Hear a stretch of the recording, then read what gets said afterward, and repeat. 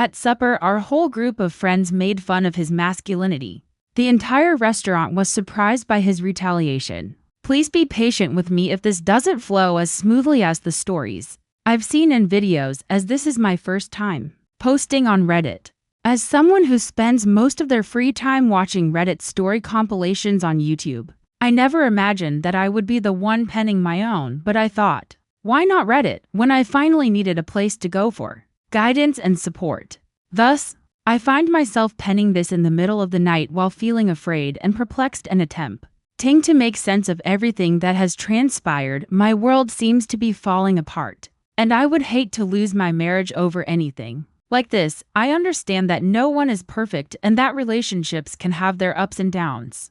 But this time it seems like Matt is going to. He absolutely cut me off and I'm devastated by it. All I want is for him to have a seat and speak with me so that we can work out a solution. This shouldn't be the end of us. By writing this post, I hope to get some perspective and perhaps even demonstrate to Matt that I'm prepared to go to any lengths to put things right.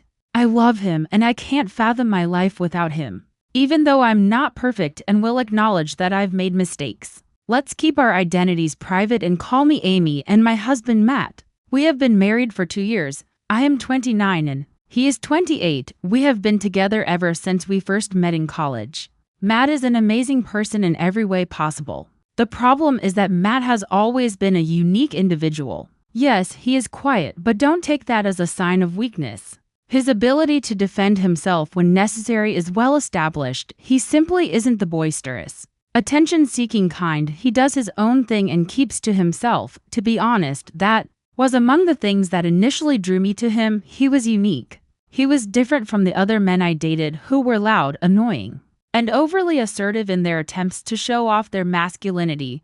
All of that was unnecessary. Matt was, however, I wouldn't be telling the truth if I claimed that I didn't find some aspects of him unusual. Some would argue that Matt's hobbies are unconventional for a man. His passion for baking is real. He will experiment with new bread techniques or spend hours perfecting a cake recipe. What about knitting? Let's not even discuss it.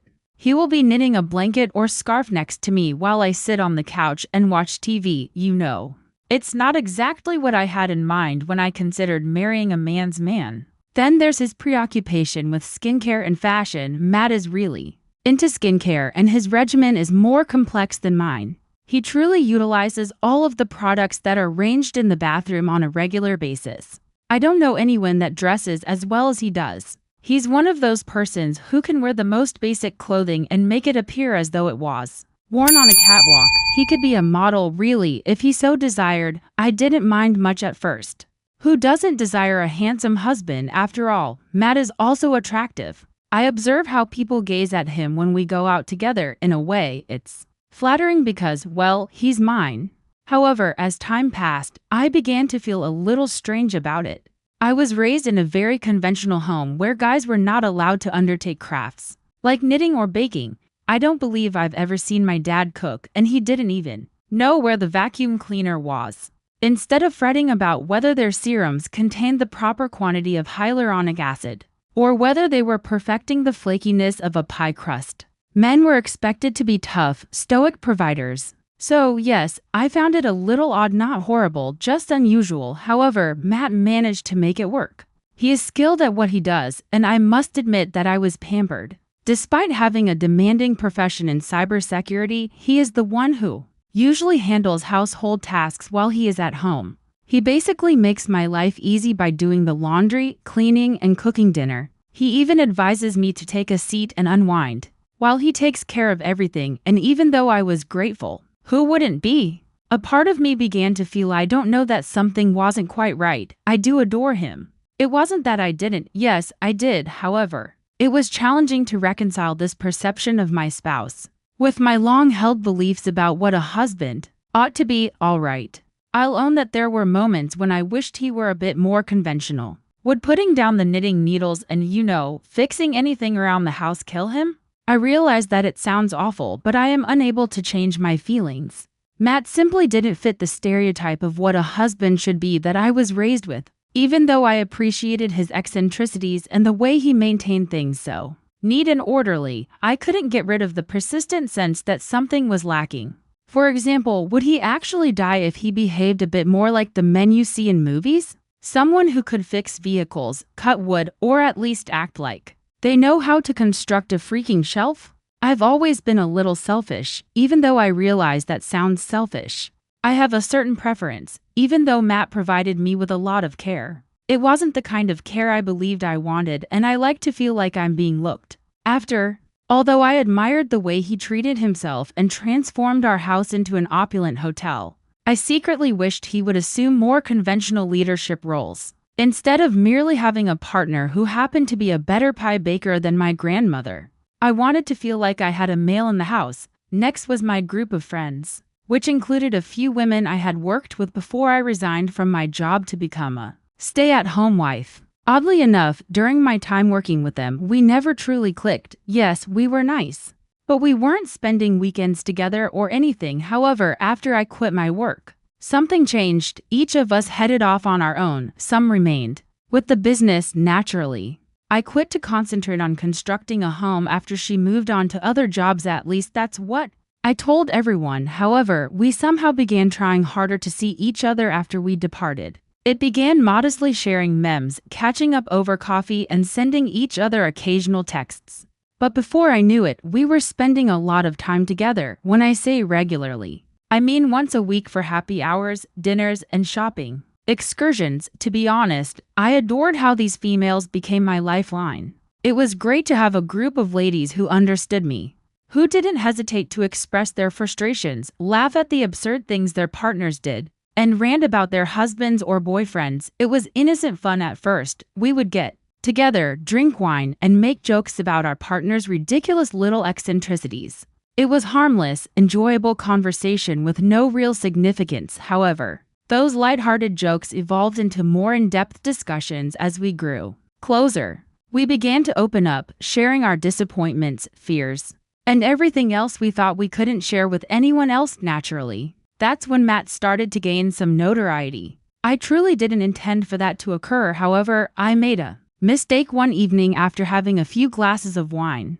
I talked about how Matt would spend his weekends baking macarons, knitting scarves, and carefully adhering to his skincare regimen as if it were a holy rite. I assumed it would be a brief giggle, perhaps a humorous story to tell and let go of. But for the girls, it was more than just a joke. It was a treasure trove. I felt as though I had unlocked the floodgates or Pandora's box. They were addicted to it all of a sudden. There was a new joke about house husband Matt, or how I must be the head of the household. At every get-together, wow, Amy, does he let you wear the pants? Or does he just pick out better ones? They would say. Naturally, I laughed along at first. What else should I have done? Sit there and act like a buzzkill, defending him? Besides, they weren't quite incorrect. The jokes were harmlessly funny. I did not wish to offend Matt. He's my husband, after all. At least I believe I love him. However, it was impossible for me to ignore the fact that their jokes and statements touched a nerve. They weren't stating anything that I hadn't already considered, in a perverse way.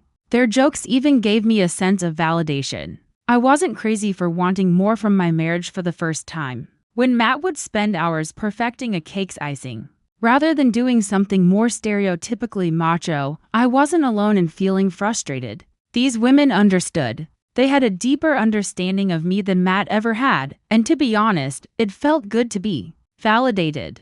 Having someone else express the things I was too scared to say aloud felt amazing. The knowledge that other women shared my frustrations and could joke about them made me feel less alone. Together, and while it might not have been quite fair to Matt, I didn't really give a damn at the time.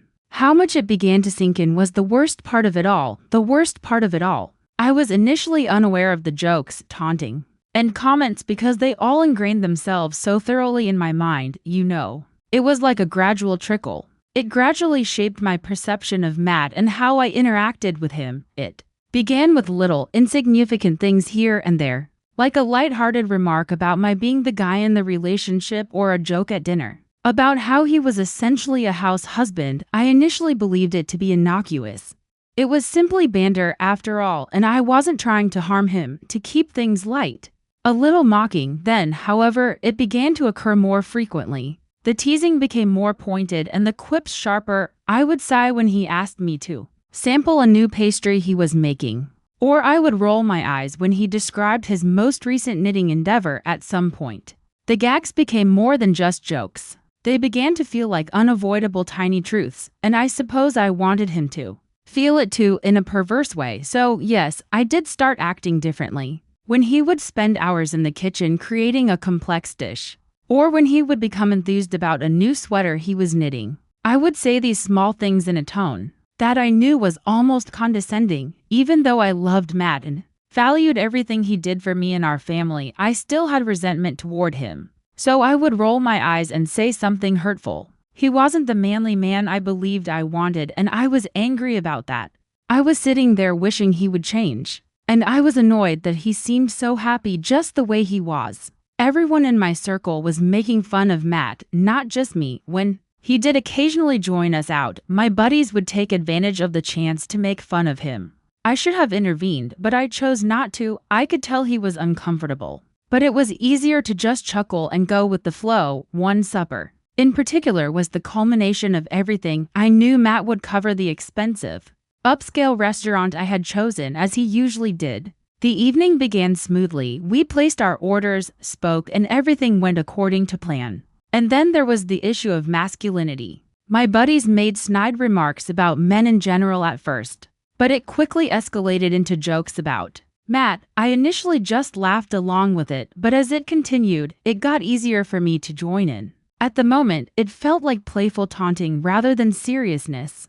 Comments poured in on his interests, skincare regimen, and attire. I played perfectly into the caricature my buddies painted of him. I can still hear myself teasing him about how he most likely took longer to choose his clothes than I did, and then he suddenly snapped.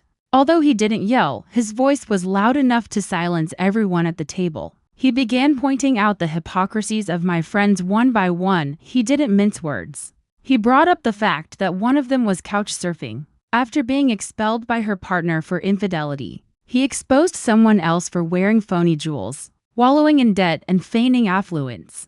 He criticized the person who was unemployed yet falsely claimed to have a well-known career. Then he looked at me. I relied on him for everything. So he claimed it was crazy that I could sit there and make fun of him. In addition to being financially dependent on him, he pointed out that I had brought along a number of broke friends who had no difficulty eating fancy meals because they knew he would pay for them. He accused us all of being hypocrites and said he wouldn't pay to feed those who pretended to be superior to him but were actually beneath him. There was complete silence in the restaurant. Everyone was watching us, and I can't blame them. Without saying another word, Matt got up, pulled out his wallet, paid for his share of the meal, and walked out. I was so stunned that I was immobile. My friend sat there in awkward quiet, equally astounded. The situation's reality finally set in. Neither he nor I was going to pay the bill. With terrified looks on their faces, my buddies began to whisper, obviously expecting me to hide it. However, I was unable to. I informed the waiter that the bill would be split between us. Things became chaotic at that point. They didn't have enough cash to buy dinner despite their arguments and entreaties. I refused to back down. I wasn't going to pay for a bunch of individuals who had been making fun of my husband all evening. With the intention of paying for my share, I grabbed my phone to check our joint account. But as I opened it, my heart fell. There was nothing left in the account. Panic struck. I was aware that Matt had to have taken everything back. This was his method of expressing how angry he was. I called my mother in desperation for assistance. She agreed to lend me the money despite her anger. I paid my portion of the cost, made good on my commitment to reimburse her, and let my friends handle their own problems. All I wanted was to locate Matt. Despite my persistent calls, he didn't answer. I didn't even have a way to drive home because he had stolen the car. I called my mom once more in the hopes of getting additional assistance, because I had run out of money, but she was tapped out. My sister sent me enough money for an Uber, but eventually I had to contact her. The house was deserted when I arrived. Matt wasn't present. He didn't return, so I waited all night, pacing and checking my phone every few minutes. I was a complete mess by morning. I didn't know where he was or how to make amends for my actions. As the following day passed, Matt was still nowhere to be found. I was frantically phoning and texting him because I was in complete terror. Every message went ignored. and every call went straight to voicemail. 3 long, painful days went by, and he was nowhere to be found. I started looking for him everywhere I could think of as desperation tore at me. I started by going to his parents' house in the hopes that they could provide me with some information about his whereabouts. However, they wouldn't even let me in when I arrived.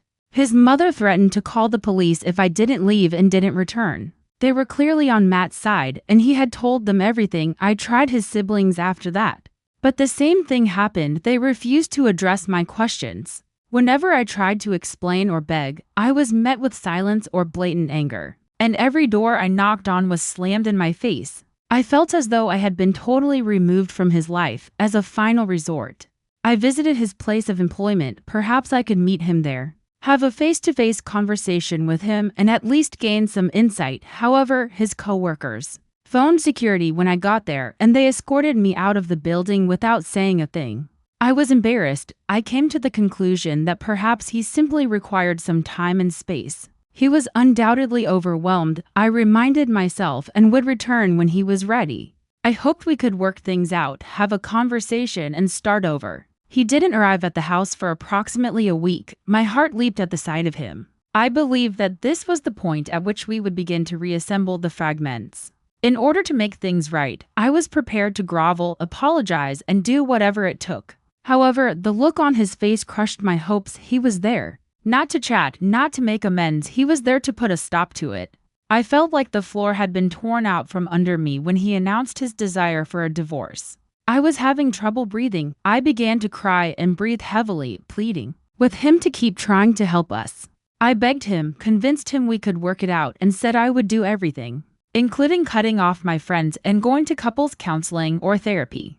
I informed him that I had already disconnected from them. I hadn't even looked at their texts or returned their calls since that evening. I was prepared to go to any lengths, but he simply shook his head. He informed me that he could never be with someone who treated him like a joke and denigrated him so much that she would make fun of him in public. He claimed that he didn't want to work on it and that he was worthy of more than being made fun of. By that point, I was crying excessively and clinging to him, pleading with him not to end our marriage, but he was determined. While it was still light outside, he instructed me to gather my belongings and depart. He even offered to pay for an Uber call. I pleaded with him to give me another chance and asked him not to force me to go. But it was like talking to a brick wall. When it became apparent that I was too upset to pack my belongings on my own, he simply summoned the Uber and began assisting me without shouting or losing his cool. As he took my things to the car, I was sobbing so much that I could hardly see. He unlocked the door and placed my belongings into the Uber when it came. I gave the driver my parents' address once we were inside. He didn't even answer when I pleaded with him one last time. He simply shut the door and went back inside. It was a hazy ride to my parents' house. I sobbed the whole time, my chest heaving as my mind raced with ideas about how to make this better. How did I allow it to become this bad? How could I have caused him such severe pain that he refused to interact with me? My folks were startled to see me like this when I got there. They were unable to comprehend what had transpired, and I was at a loss for words. I was only able to cry. I don't want my marriage to end. I don't know what to do right now, but I don't want to lose Matt. I'm not sure how to show him that I'm honest, that I'm open to change, and that I'll go to any lengths to put things right. How can I resolve this? How do I let him know that I've changed after I caused him such severe pain? How can I win my spouse back? Greetings, Reddit. I hope I'm doing this correctly first, since this is my first time ever making an update on this site. I sincerely hope that this is the appropriate approach. To be honest, writing here served as a major wake-up call for me as I've been reading through everything and attempting to comprehend it all. The DMs and remarks about how awful I was were really painful. Although reading it was painful, it also made me understand how foolish and flawed everything I had done was. After much introspection, I've come to the conclusion that I would apologize to Matt 1,000 times over if I could. I would try, but perhaps that wouldn't even be sufficient. You guys were correct when several commenters stated that there are some things from which marriages simply cannot recover. Divorce papers were served to me. I still find it hard to believe. I seem to be in a daze, despite my parents' constant insistence that I shouldn't have been surprised. and that I should have anticipated this. I must admit that I still harbored hope that a miracle would occur and that we could resolve this. But I suppose that's not the case now, is it? I know I made a mistake. And I've been sitting with this. Sorry won't make it better, I know that. Although it's a lovely term, it's not a panacea. You can apologize all you want, but it won't mean much if you continue to harm the person you say you love. I'm done with Matt. He doesn't even want to give me the opportunity to correct the situation. I called him often and sent him a ton of messages, but to no avail. He refuses to move. That's it. I suppose he's finished. To make matters worse, he was my sole source of money. I'm now forced to rely on my parents in order to get by. I've lost it more times than I can remember. I genuinely don't know where I would be without them. Yes, I do. I would most likely be at my lowest point.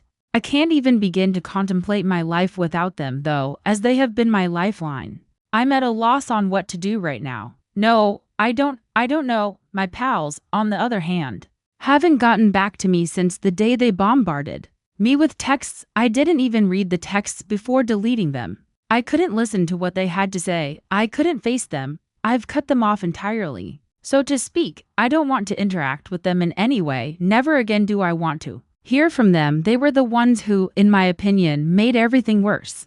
My marriage was destroyed by the foolish ideals they instilled in me, and I'm over them. None of them are important to me anymore, even though they were my buddies. I will not be returning to them. It is peculiar, however. I keep thinking about how things may have turned out differently if I had simply taken a different action. It's too late now, since I was so preoccupied with my own mess that I forgot what really mattered. From here, I'm not even sure where to go.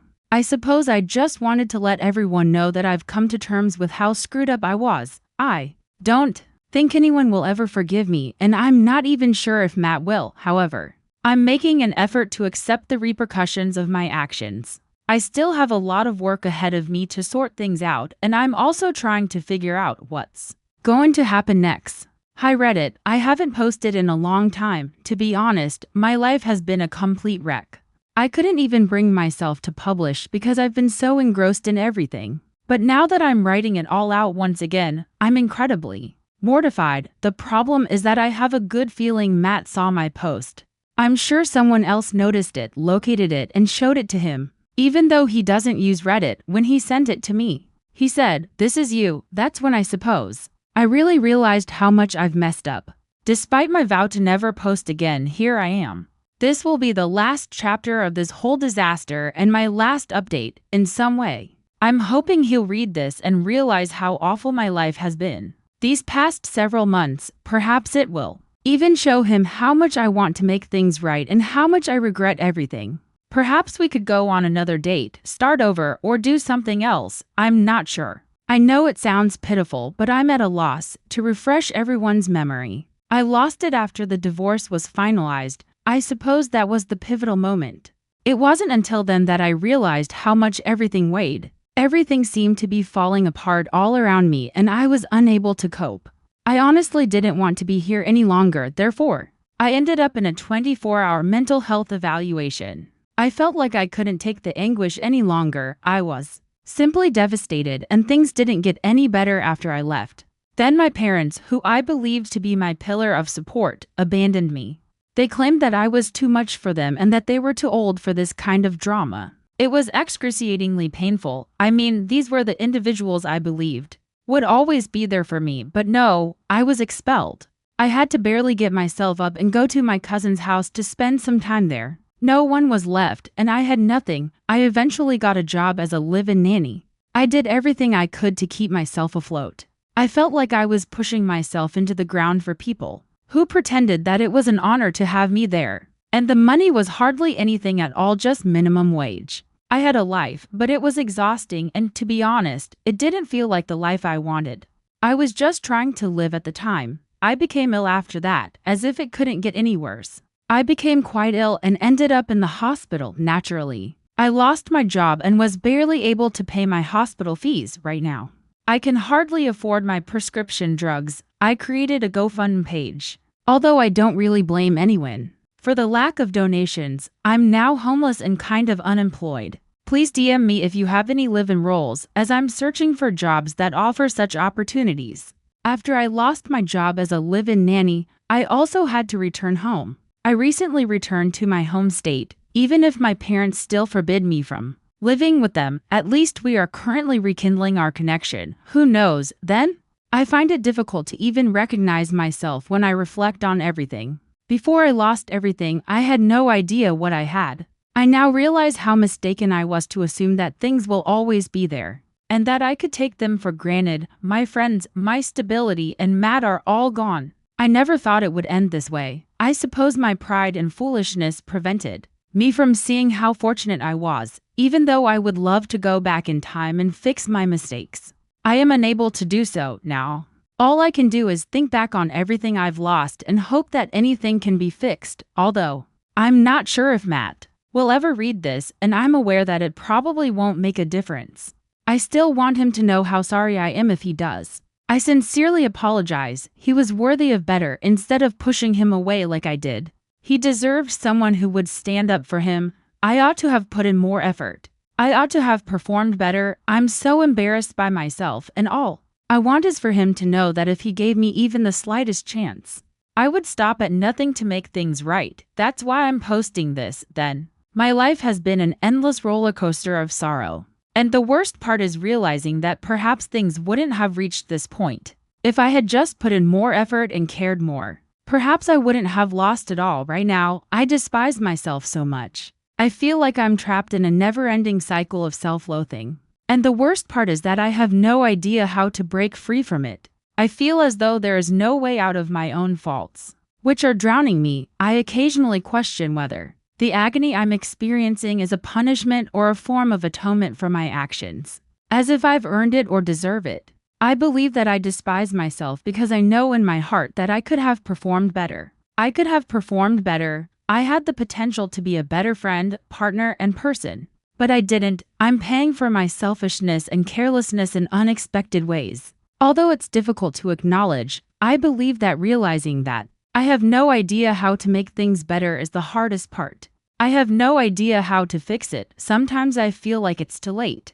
Even if I've tried to do better and apologize, perhaps it's too late. Perhaps I'm simply destined to remain in this mess indefinite. Lie, even though Matt might never forgive me. I want him to know that I really apologize and that I would do anything in the world to make things right if he ever reads this.